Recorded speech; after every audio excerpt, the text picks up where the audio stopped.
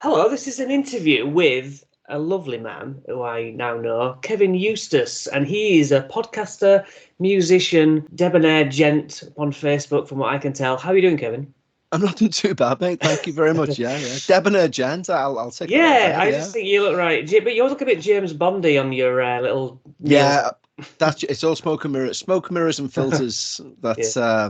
That would be the name of my autobiography, I think. Smoke mirrors and filters. But So thank you. Yeah, I'll take that. that's fine.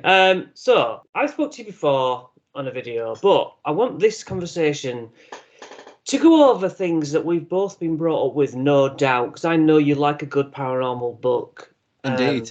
So the focus of your life and my life is ghosts. Yeah. But I'm gonna jump you straight in on Okay. spontaneous human combustion. Okay.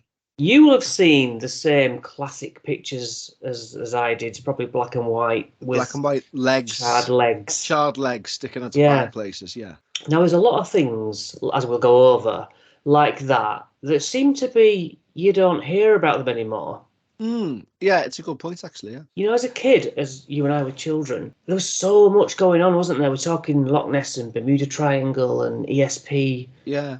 But yeah, I looked in at spontaneous human combustion thinking, all right, I'll find out if there's ever been a case in the 2000s. Turns out it's still going on. But I believe there was one in Ireland, wasn't there? Or one where the coroner at least reported that he couldn't rule it out or something. You're on top of your game. 2010, Michael Faraday.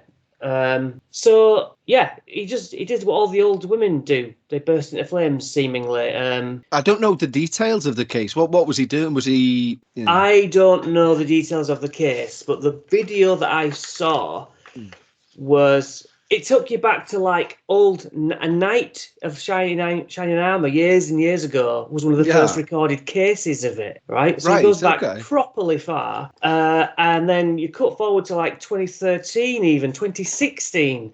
There are cases of old women, heavy smokers. So we always think those dodgy nightgowns. They were looking into it because when you get to the case, the coroner, whatever, whoever turns up, there's always that yellow goo around the room as well. Because there's parts that don't burn as well, isn't it? That's the interesting thing. It's like the seat that they were on didn't burn or whichever. Exactly. It doesn't make sense, does it? No, that's the seems to be the paranormal aspect of it. And then wasn't there like a theory it was due to maybe the ethanol content within the body or something similar, and then a static charge setting that off. So the people were trying to rationalize it and give it a scientific reason, albeit exceptionally rare, as to why it could happen. But it wouldn't explain why flammable things around the body wouldn't burn, or flammable things they were sat in wouldn't burn. Yeah, well, the best scientific explanation that I saw online is that it's a chemical reaction in the body, because obviously we have methane inside us, which acts as an accelerant, and you need fuel for a fire, that fuel being fat. We have something called piriton in us. And like, you know, the acetone in beers when you've had alcohol. Yes. It makes us work like a inside out candle. Like, yeah, like the wick is on the outside. Being the fat.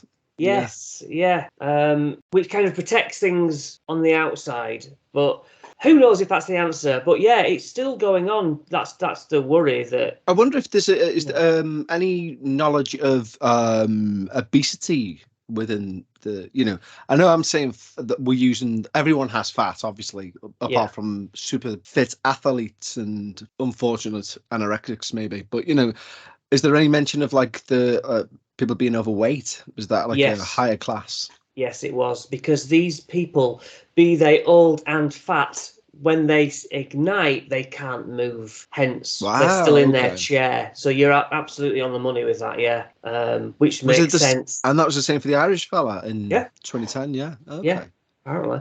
From what the video said. Yeah.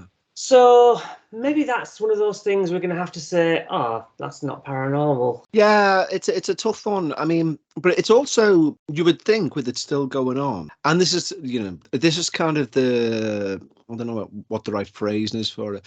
But where everything's recorded these days, like we've got a Ring doorbell that picks up every piece of movement outside, There's cameras everywhere. You'd think some of the stuff, and arguably there's a lot of the channels like Nuke's Top 5 or whatever else, where they claim to have, caught something on tape. These things are getting caught on tape. But you'd imagine that these things, spontaneous human combustion, for example, I've not seen whereas I've seen many alleged demon possessions on tape, Ouija boards working on tape, ghosts, spirit entities, whichever else, even Loch Ness monsters, purported Loch Ness monsters, but spontaneous human combustion, I don't think has ever, even been faked and put across as real on tape. Yeah, that's true. Like I say, it's almost disappeared, but there are in odd cases. You mentioned the Loch Ness monster there, and I was like, is that still getting big things? And in 2018, on a 30-year anniversary or so, there's new footage out because they had loads of people out on the loch and having a look. And yeah, this reptilian kind of face, but it's one of those pareidolia, seeing what you want to see. They're never spellbinding, are they? Yeah, I know what you mean. There's a lot of pareidolia involved with them, but I suppose, in fact, you know what? I was going to say, I suppose they've got to be, but that is from the stance of, because I don't think it exists.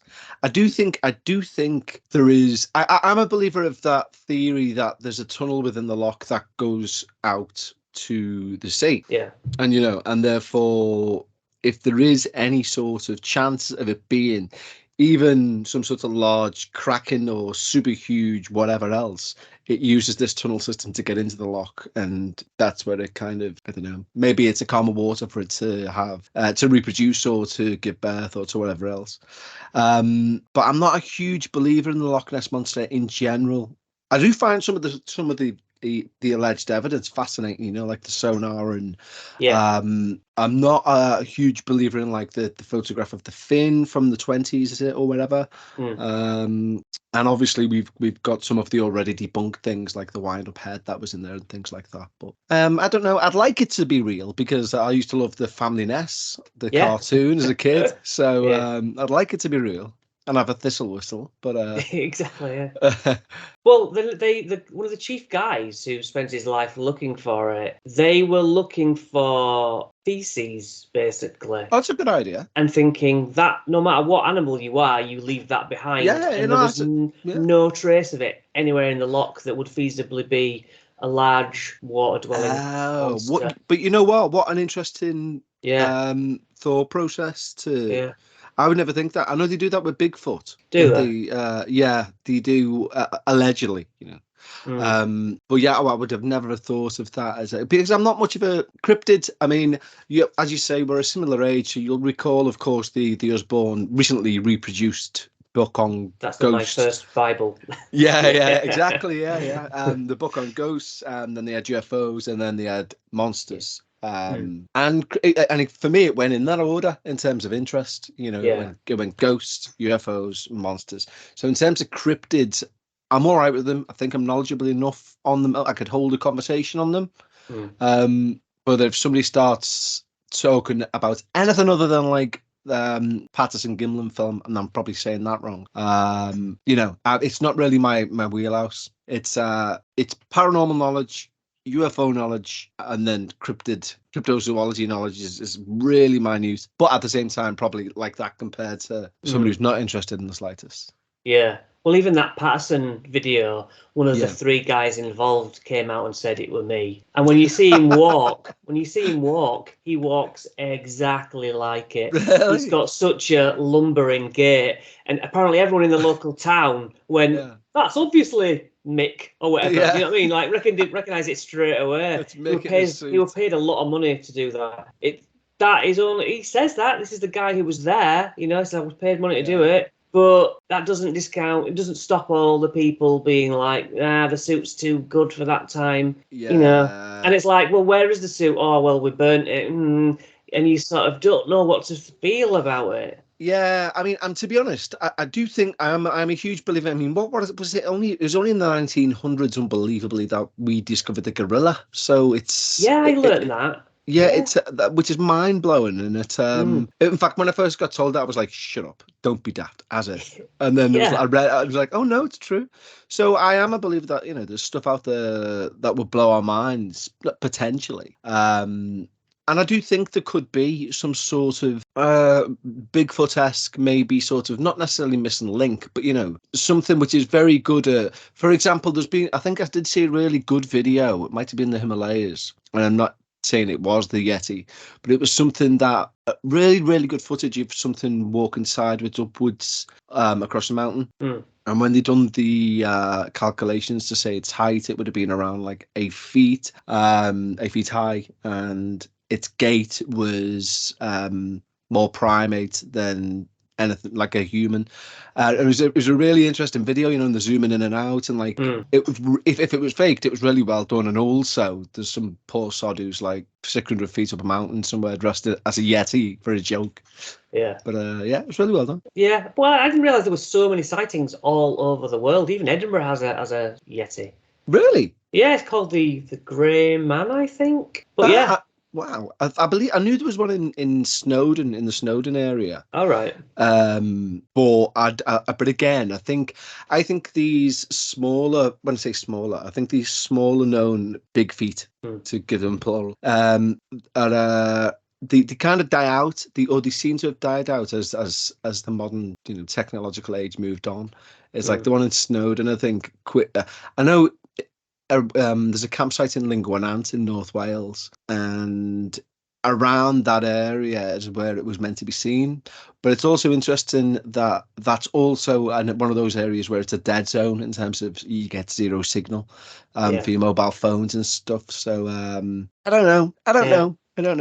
Who knows?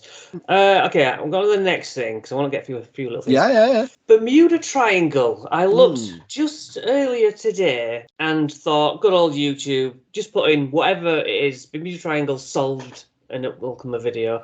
2015, another ship did go missing in the Bermuda Triangle. I was like, wow, it's literally still going on. But they did find the El Fargo sunk at the bottom of the sea. That was solved, but it caused weather people and scientists to look at hexagonal clouds, which are very, very rare. In fact, they're unique to the Bermuda area. Almost have straight-edged clouds because of all of a sudden the whoosh of this atmospheric condition causes the sea to plume up because of the hot and the cold, the storm. It's literally like it's so sudden, like you think of a flash flood. That obviously cloud moves out of the way, no problem. So goes like that and can cause the sea to go up. Get a plane, get anything. It's hurricane force. It's like 170 mile an hour winds instantly. Wow. That's what they think it is. It's just a very niche part of the world, temperature-wise. It could well be, because it's like, what was that thing? Rogue waves, was it? And they didn't believe it was theorized, and like lots of scientists ruled them out, and then they were caught. One was caught on a camera on an oil rig, like a 90-foot wave or something just washed over the rig or something. And they didn't believe it was possible. Like, they said, no, it could, like physics, it wouldn't be allowed. But interesting. But I didn't realize it was still going on Bermuda wise. Yeah, but I think, as you say, with technology, we can analyze from above satellite and everything now, and things are just much better, which I don't really want to live in a world where all our childhood things are discounted. But I know what you mean. Thankfully, I say thankfully, that sounds like an awful thing to say given what I'm going to say next, but we still have things like the MH370, where there's still an era of mystery, another Malaysian flight that went missing, and no.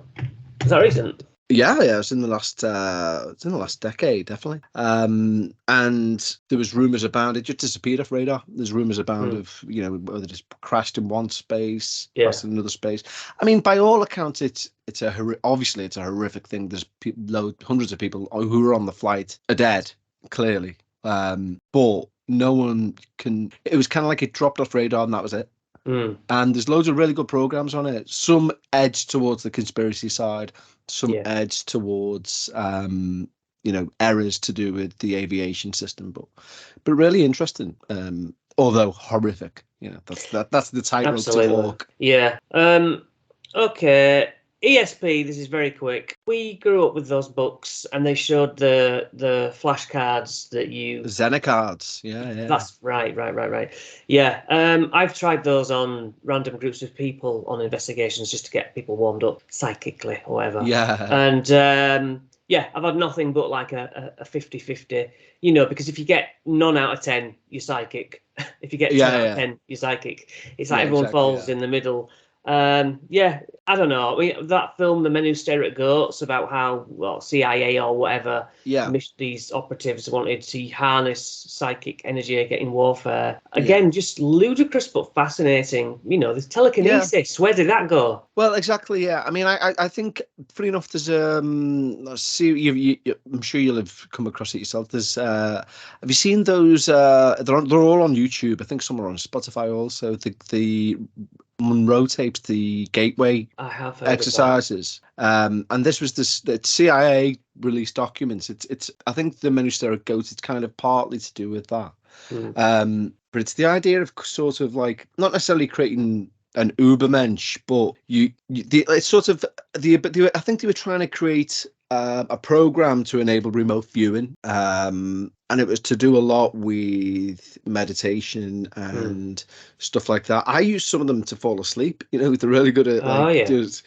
like actually falling asleep. The only problem is because they're designed to. The series of tapes was designed for soldiers to listen to and then report back on what they see. It's just as you're falling asleep, it goes, okay, you're now about to wake up, 5, 4, and you're like, oh god. That's if you've not dropped off into a deep sleep. But it's interesting. I do think there's something to remote viewing in terms of ESP. I think telekinesis is a bridge too far, in all honesty. But I think ESP, in terms of the ability, you know, of just extrasensory perception, I think that's on the. I'm still a believer in that.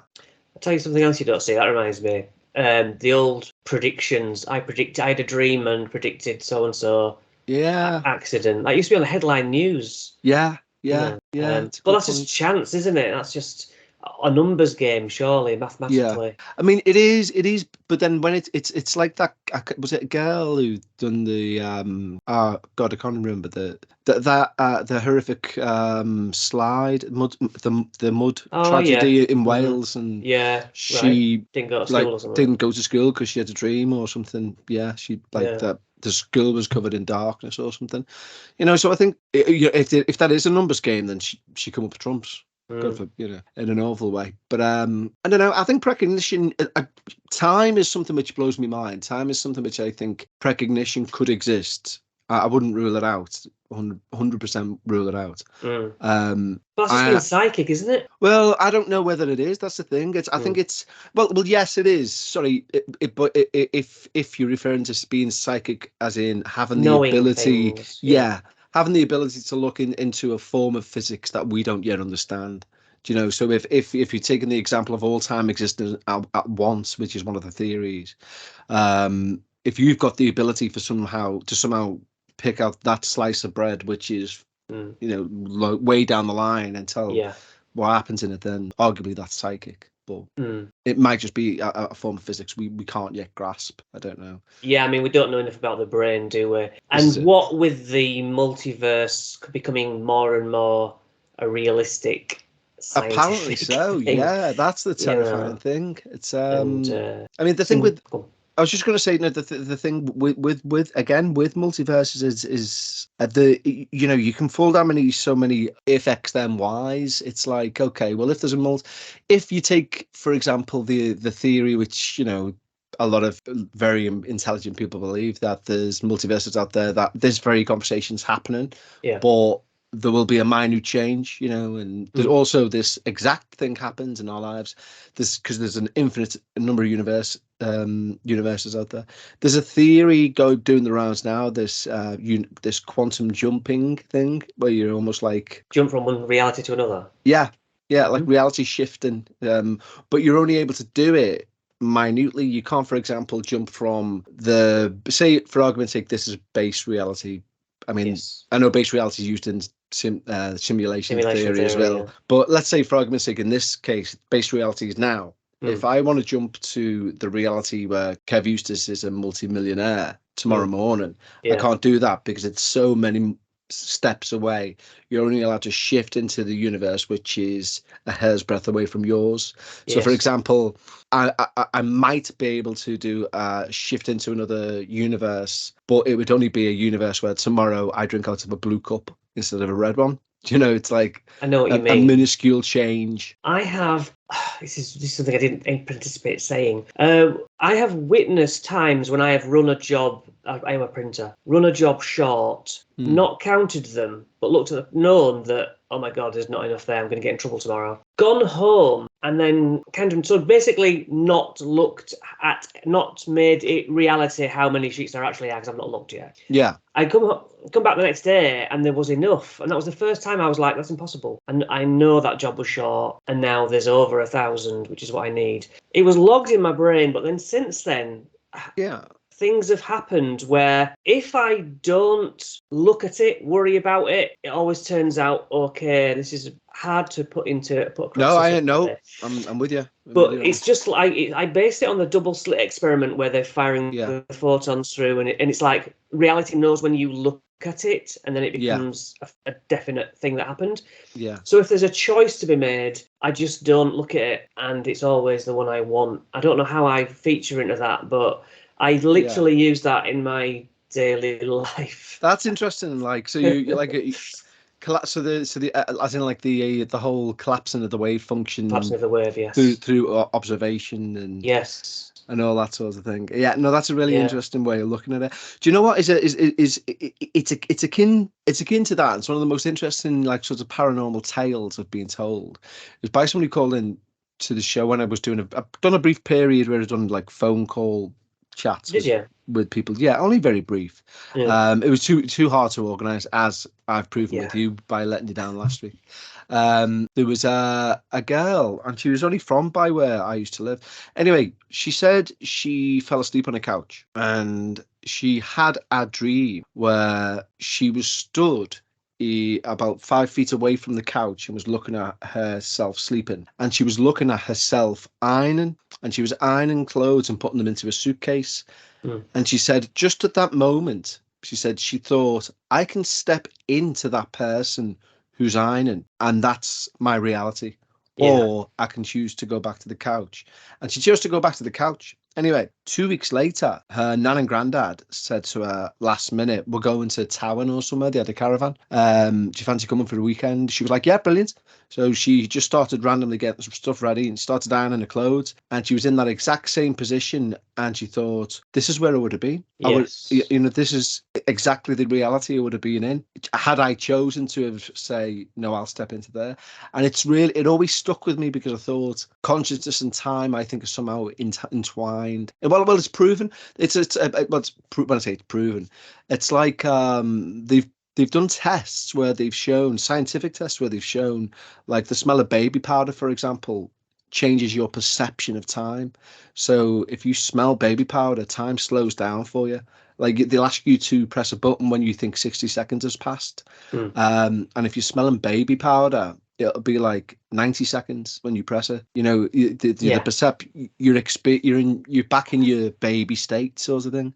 Yeah, it's such a fascinating concept. It's really blows my mind, all that stuff. That is a new one. I'll look into that. Right, so half an hour in, I want to jump onto ghosts because I don't want to leave you without. So as you know, I investigated last night. Still, you know, my team is still going. Ouija boards all the way. To tie it into when we grew up, when I was young, I heard 3 young kids found in a church with a Ouija board dead, and I was like, that's basically what turned me on more to using a Ouija board than anything. Some of that. Yeah, I was like, impossible. And there's only one way to find out if that's it. You know what I mean? Yeah.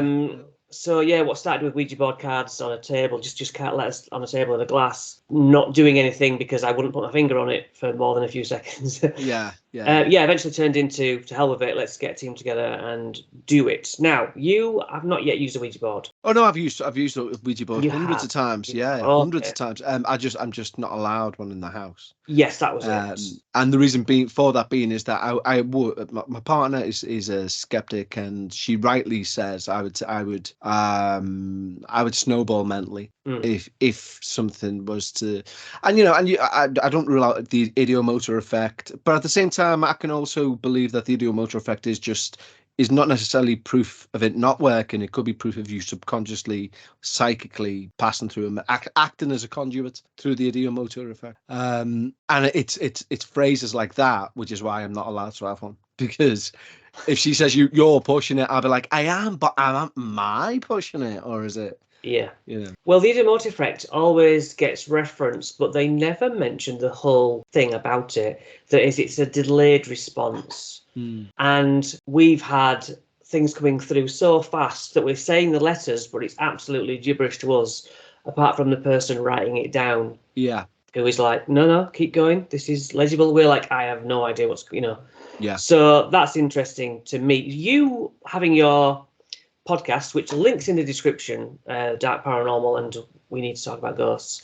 You must read so much stuff. What sticks with you? In terms of general paranormal, what you go, you know what, that's interesting, and is there a pattern to people's stories, or? Well, you know what? There's a pattern to ones I think are invented. But at the same time, there's also a pattern to ones which is sincere. And I find often the sincere ones are the ones which are the shorter ones. And they'll feature something which you... So if somebody's got like if somebody sends me in a paragraph ghost story, which is never going to make the show, like for example a Dark Paranormal's 30-minute one experience, so it'll never, but they'll send it into that email address knowing it's never going to make the show, but within that one paragraph there will be some detail which you'll think, if you're going to make up a paranormal event, you wouldn't have that wouldn't feature. There will be some sorts of thing where, like, we were discussing one earlier, where a white shadow moved through somebody and they mentioned it removed all the heat from their body. There was something which but it was part of like a 10-line event. You wouldn't mention that unless that was, if you can make up a ghost story in a paragraph. Well, there's certain things that you can spot it a mile off. That's a fake, that's a not, that's this, that's that. The one that really has haunted me, genuinely haunted me, and I still feel weird when I talk about it now, and that sounds stupid and it sounds like, oh, big up the thing, but it's where I record. As you know, when you're trying to do any sort of decent sound recording, you've got to kind of dampen the walls and stuff. So anyway, I've got a curtain to the side, and behind that is like a cooey where like you'd come in through the door and you could put a coat there or whatever else. And it's in a really old building in Liverpool city centre. Anyway, I had an email from an ex-priest or a laicized priest. I was learning all this language from him, from the email. So he was like, he'd asked he was his parish's or diocese exorcist.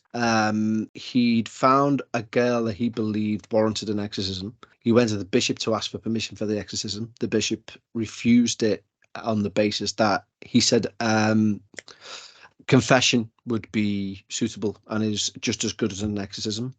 So the priest was kind of arguing and saying, well, what's the point in me being an exorcist? Why have you put me through the training, blah blah blah? And he was also, then the girl started to get a bit, and the thing is, it's not like, like things flew off walls. There was no horror attached, right? Other than how she spoke. And he was like, he said to the bishop, "We're not going to get it in a confessional." And she's shown, she spoke foreign languages. She's shown strength beyond her thing. She's shown the signs basically that would tick off the boxes for an exorcism to happen.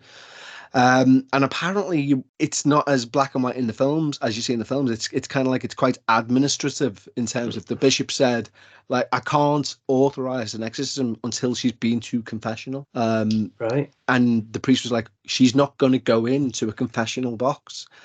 And they come to like a loggerheads. The upshot of it being, he tried he tried and failed to get her to go to confession. He invited her to the presbytery to have a chat and blah, blah, blah. And he went to make her a cup of tea when he came back out. And this was it. Nothing, the whole like terror of the story is that nothing flew off a table, nothing flew off a chair, nothing, da, da, da. There was no paranormal event that took place. Yeah. But when he comes back in with the tea, she's got her toddler who's about like 6 months out of the pram and is holding her above her head. And he's got a glass coffee table. And she's become oppressed or whichever. Yeah.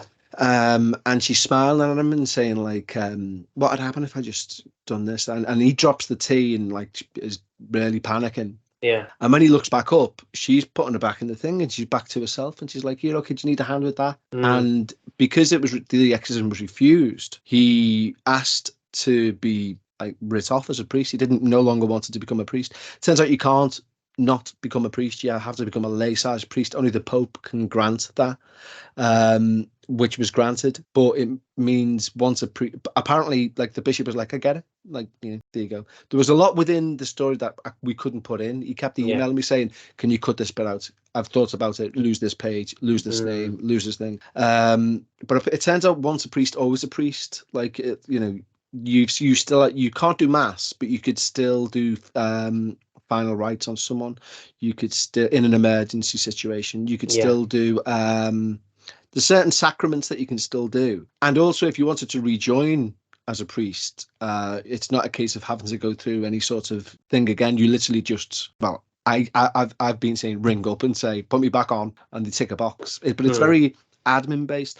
But anyway, when I was doing this story and I was recording it, I know people say it, but I felt like there was something else there in the room. So much so, I had my umbrella and I was prodding this curtain because I was convinced. I had my headphones on and they're like everything's like silent and noise cancelling the rest of it. And it's in the middle of the day, and I'm prodding this curtain because I'm convinced somebody's behind it, and then I'm convinced they hear my name. So I take my headphones off and I'm like, "Hello," and I didn't want to pull the curtain back. And I've never been so like sort of not scared, but it felt like it was all around me. It was horrible. I had to leave the room and like stand in daylight for a bit. And I was just like, that was not nice. And you know what? I'll hold my hand up and say it could just be me mentally getting so into a story. I've imagined this thing and got myself into like some sort of weird state, but it really like affected me. It really affected me. Really, and it's a weird one. It's a weird one. And even now when I'm talking about it, I'm still a bit like looking over my shoulder. Do you know what I mean? It's Well, us doing this, Spirit say, does open you up to it. You're thinking about it. You're basically tuning in. It's almost like a hypnotic. You're more open if that means anything at all. The spirits tell us that they take energy, which they need. Obviously, there's the draining electrical equipment, but they say no. We also take energy of emotions, which is why they can feed off people who are depressed and stuff. And it's a lovely energy meal because everything in the universe is vibrations. It's electricity. It's energy. Yeah. And they were saying that, happiness as well, don't get me wrong, laughter, but that's how we give off a lot of energy as well to fuel them. And on Ghost Investigations, all the time I've done it, it's like laughter can energize a situation. But we have had supposedly 3 attachments to our team. And in our line of work, we don't really know about that sort of thing. But I noticed a theme when people's character does change and their bad luck heightens. Do you know what I mean? They're having accidents, they're having things, their attitude just goes to shit. And you can sort of tell. And I think you're quite right. It's like kind of like on a especially in a city. Not so much when you're out in the countryside and you've got a dark sky, but if you're in the city and it's a clear night, and you'll notice yourself, everybody's noticed this, and this is what I think it is that like if you see like, for example, the North Star, if you focus on the North Star, other stars start appearing, that you haven't seen before because you wasn't paying attention. And I think it's a similar thing in terms of the paranormal and in terms of looking into the paranormal. The more, not necessarily without trying to just hijack the whole, if you look into the darkness, it looks back at you. I think the more you become aware of other things, like looking at that star, and then things will jump out at you. Yeah, not literally. It's a mixed bag, though, isn't it? If you watch a horror film and then you turn around and your coat's hung up in a dark corner, do you know what I mean? The reality of ghost situation and the psychosomatic or whatever, it's such a mixed bag. You must get letters that are complete fake, and you must get real stuff. Yeah. And that's always the problem. Even though YouTube and all video cameras has heightened paranormal activities captures, my God, it's awash with things that are so obviously fake. Yeah. And we can just never get the flowers from the weeds. Do you know what I mean? Yeah, I do know what you mean. There's an interesting thing, because I watch, as I'm sure you do yourself, but I do like to watch these weekly, top 10 videos that have been caught this week of paranormal events. And there was, I always promise myself I'm going to do it, but there's hundreds of hours worth of videos that I'm like, and I never will. But during lockdown, I watched every Nukes video, and he's got about 200 hours worth. But there was a very interesting sort of creature / spectre that featured sporadically, but was so identical. One was like in India, I think one was on a motorway camera, one was coming from a tree, but they were like 8 months apart in different parts of the world, and it was like a wraith, like what you'd imagine like a typical wraith, like it tied a knot around a black piece of netting, and you'd flung it through the air. It was like that, but they were identical. As I say, one was from Delhi, one was from America, one was from Australia, and where you're looking and you're thinking, I wish I had a collation of these. I wish I knew where the timestamps were on these particular episodes to say these are the same thing. These, this is whether you want to, I'm not trying to reinvent or invent a hat man, a shadow man, a new thing. Yeah. But these were all identical things that I've seen, like to the point where I got a shiver down the spine when I seen one recently. I was like, that's it again. It's again. But this was in like Canada or somewhere. Yeah. And I don't know what they are. As you say with the Hat Man, though, it irritates me. It's like way back when you watch old footage, everybody wore a bloody hat. So that's not necessarily the same one person with a hat. Exactly. Do you know what I mean? But just like I saw in a cemetery a white mass that was like a veil of a wedding, a white one, but it was traveling in a Z. A Z's kind of like that, or whatever, right? It was kind of like this, and I guess the top of it was further. And it was just like, so imagine one wisp of cloud. Yeah. And it was on its own, and it went, and I literally, not corner of the eye, I was like, oh my God. Yeah. And watched it and just went totally cold. That was after, for the first time ever, I'd had a horrible feeling that we shouldn't be there. I mean, I arranged the investigation, and I wanted to leave. And I thought, I just got all these guys here. My team's come. I can't be. Well, you know what? Let's not. So weird. And I felt we shouldn't be here deep in my guts. Swallowed it down. Didn't say anything. And turned around and I see this. And we were all unnerved. But spirits, again, will say they can, they're like amorphous energy masses. But then you also get the plain as day that was stood there just like you and I. Yeah, like an absolute inhuman form sort of thing. Yeah, so you don't know who you're driving past down the motorway or whatever. I think, like, for argument's sake, I remember reading a story from somebody who was saying you'd be surprised yourself. This lady believed everyone had the ability to see spirits, and she was saying, like, when you go to a supermarket, she was saying you wouldn't believe how many ghosts you see because they're unaware of the dead. You're unaware of the ghosts. Yeah. And but there was just harken back to a quick tale told with something in it which doesn't seem to which you think you wouldn't say that if this was fake. Oh yeah. Me and my partner went to watch the new Exorcist film, funny enough, and we got a cab back, and we live in the city centre, and the cinema's about a 10-minute walk, but it was bouncing down mid-range, so we just got a cab. Anyway, 2.5-minute drive, if that, 3-minute drive. Taxi driver says, "Oh, what did you see? Exorcist." He went, "You believe in all that?" And I thought, here we go. So I went, I went, yeah, I do, yeah. He went, but he was a proper, like, scally Liverpudlian through and through guy, and he was like, he went, oh, he said, you know what? He said, the only thing I've ever seen, he says, we're walking through the Anglican Cathedral graveyard. Now, the graveyard in the Anglican Cathedral is actually an old quarry. It's got 70,000 bodies underneath it. 70,000.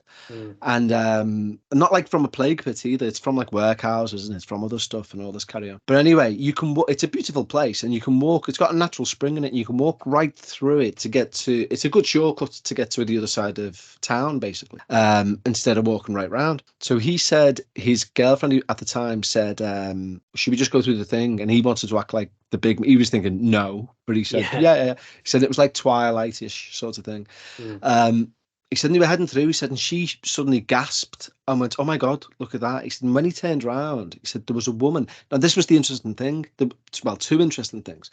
He said, there was a woman, he said, and she stood behind a gravestone with her hands on the top of the grave. And he went, and she had this thing on her head. And he couldn't describe it. And I was like, did it tie underneath? And he was like, yeah. And he went, and she had this like thing on, and my partner said, was it like this? And he was like, no, it was So then I described, and what I was basically describing was, you know, that famous drawing or woodcutting of John Dee and Edward Kelly doing the necromancy, and they're stood in a protection circle.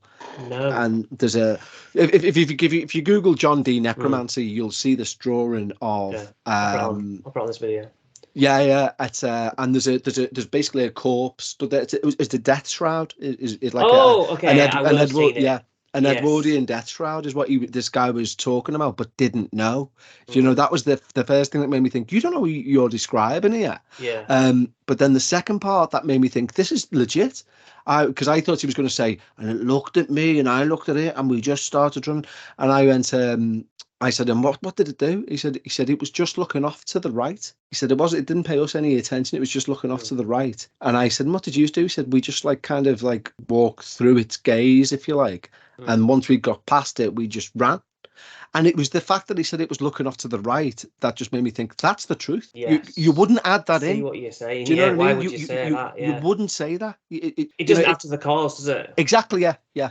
You'd say if you wanted it just to be a 2-minute "I'm a taxi driver, here's a ghost story," you'd say, and it looked at me and I looked at it and we both ran. Yes. You know what I mean? You wouldn't say it just stared off to the right and we walked through its gaze. And I remember thinking that's scarier than The Exorcist 3 or whatever it was we just watched. Yeah. So yeah, it's really good. Well, that's why that's where the ghost in white sheet comes from, isn't it? People who couldn't afford to be buried were just wrapped in white sheets when they were dead. Is that what it was? Yeah. Okay. So it's like, all right, that makes sense, doesn't it? Yeah. The poor people.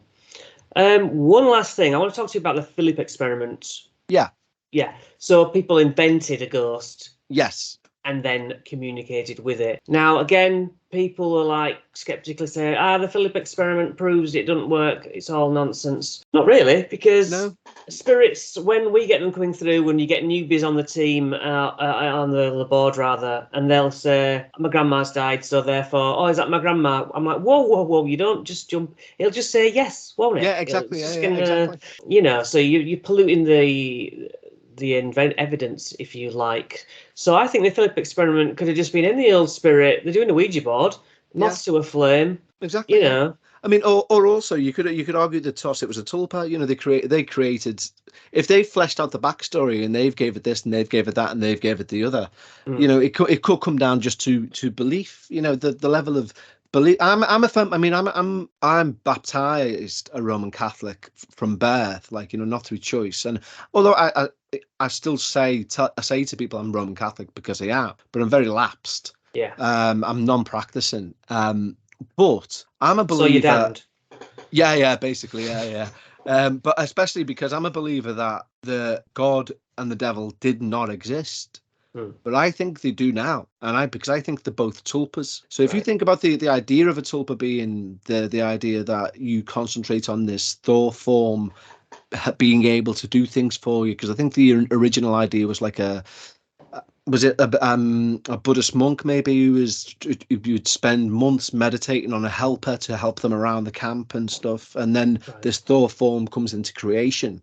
If you think about Catholicism, daily you've got billions of people on the planet pray into an entity. And I think God did not exist. I think God exists now. Yes. I think the devil didn't exist. I think the devil exists now. We, tulpas created by us unwittingly and unknowingly, if you like. Yeah. And a very small scale of that could be the Philip experiment. It could be just down to the belief. But again, like you say, it's equally as likely that it's just a malevolent spirit that's passing by, notice somebody's built a CB and has decided to do a breaker and jump in. Well, that's like the religious fervour of stigmata. Apparently, you can make yourself bleed from your body by massive belief, which is a scientific fact. Wow. Yeah. Yeah, it's unreal, and it's the thing is, I've got a friend, right? I've got a friend who's not only a skeptic. His argument is, why does it matter? And I get it to a point, but at the same time, I think because it's hugely important if it does exist. But he's like especially with UFOs, if I'm like, well, UFOs, blah blah blah, extraterrestrials, blah blah blah, and he said, well, what does it matter? I've got to get up and pay my bills. I've got to get up and do this.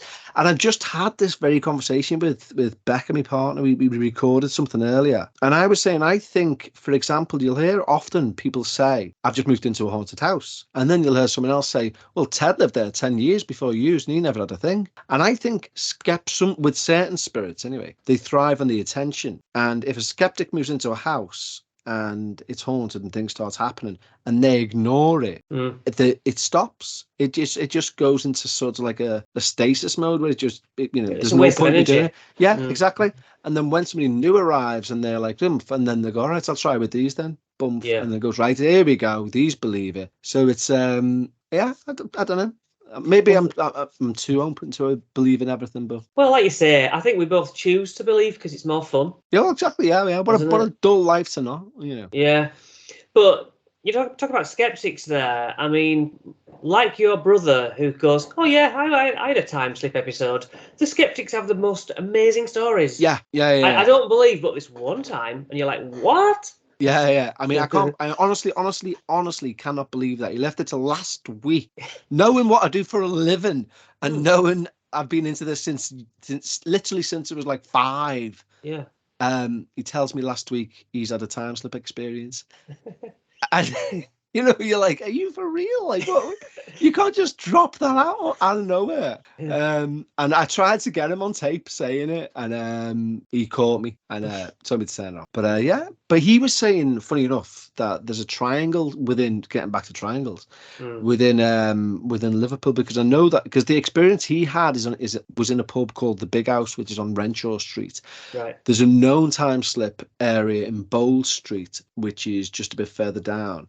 And he said a friend of his, when he was telling him about the time slip, said, oh, that's part of a triangle. So there's a third point, which allegedly makes up this triangle. I can only imagine it's what we refer to as the bombed out church, which sits at the top of Bowl Street, because that would make a nice triangle. And also the bombed out church allegedly has tunnels all underneath it. And it's all right. But yeah, it's definitely an eerie area. There's I know we were getting short on time, but in Bowl Street, which is 2 sets of shops that face each other running down this one street, there are tunnels underneath which lead to each shop.